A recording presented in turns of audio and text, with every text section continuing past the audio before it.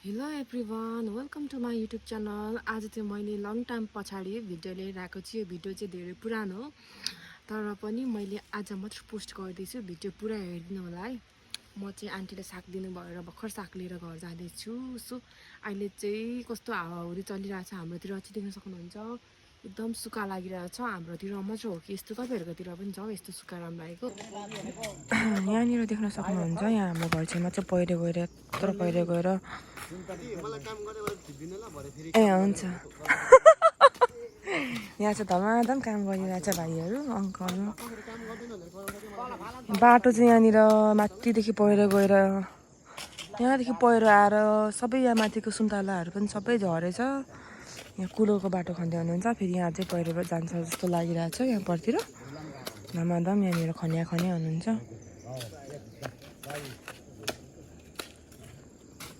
बिहानदेखि नै आएर म चाहिँ यहाँनिर अहिले भर्खर उठेर आएको।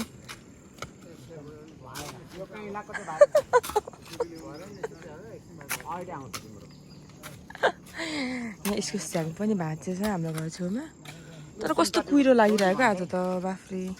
यहाँ काम गर्नेहरू चाहिँ सुन्दरी टोलीहरू है, सक्नुहुन्छ। खासमा चाहिँ यहाँनिर चाहिँ पर कम्पनीकोहरू पनि आउनुपर्ने, तर कम्पनीकोहरू पनि हिँडिबस्छ। तर यहाँ चाहिँ सुन्तलीकोहरू मात्रै आइरहेको रहेछ काम गर्नु। धेरैजना भएको भए त यहाँनिर एकदम छिटो हुन्थ्यो नि, होइन अङ्कल? धेरैजना यहाँनिर काम गर्ने भएको भए त एकदम छिटो हुन्थ्यो। तर यहाँनिर बिहानदेखि काम गरेको छ। ढुङ्गा नि कत्रो आएछ यहाँनिर, झरेछ क्या। हाम्रो वरिपरि सबै यस्तैमा त परिरहेको छ, तर परतिर पनि गएको छ, तर म चाहिँ त्यहाँ नगएको अहिले। त्यहाँ फेरि झरेको छ।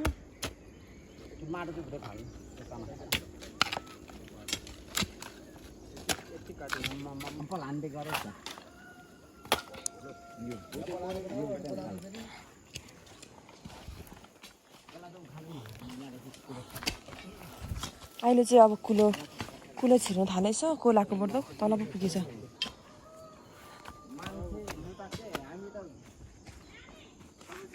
यहाँ त अझै पनि पहिरो जाला जस्तो छ, देख्न सक्नुहुन्छ। यहाँदेखि चिरेर जान्छ जस्तो लाग्यो। कुहिरो पनि लागिरहेछ, पानी पर्ला जस्तो भइरहेछ।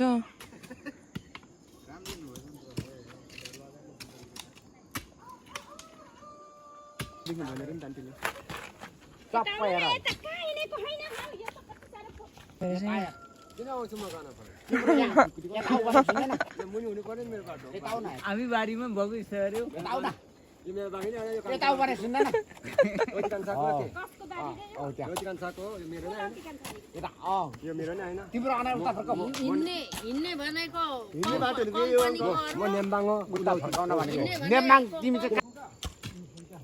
त्यो ढुङ्गा त कति ठुलो छ होइन?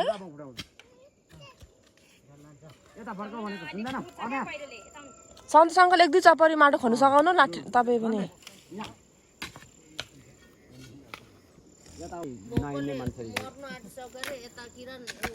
म पकाउँछु खाजा, म खाजा पकाउँछु।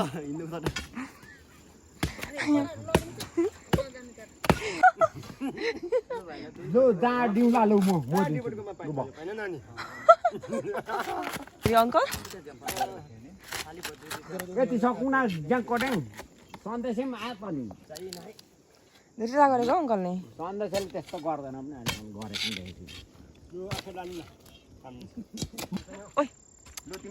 यो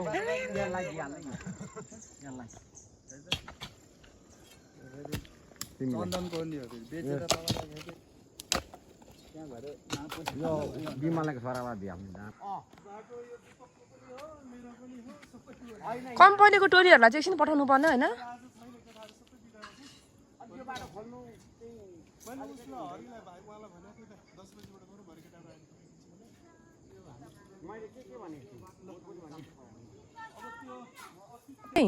नमस्ते। नमस्ते।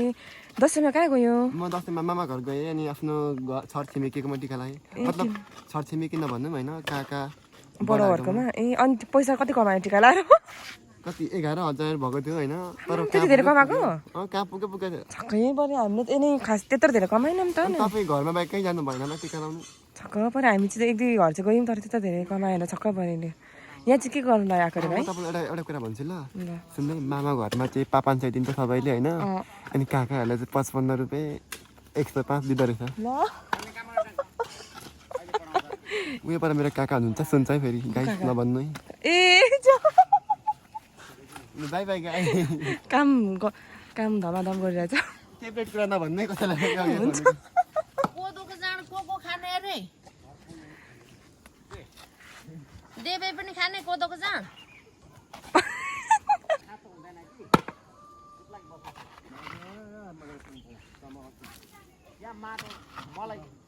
काइला अङ्कल चाहिँ एकदमै कोरो खनेकै हुनुहुन्छ काइला अङ्कल गल्नु भयो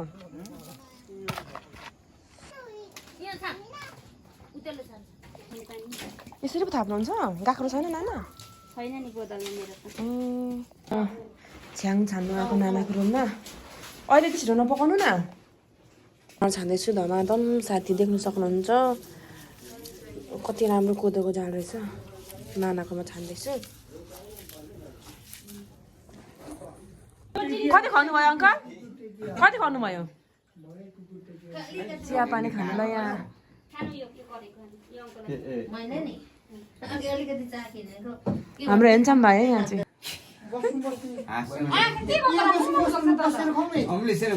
ला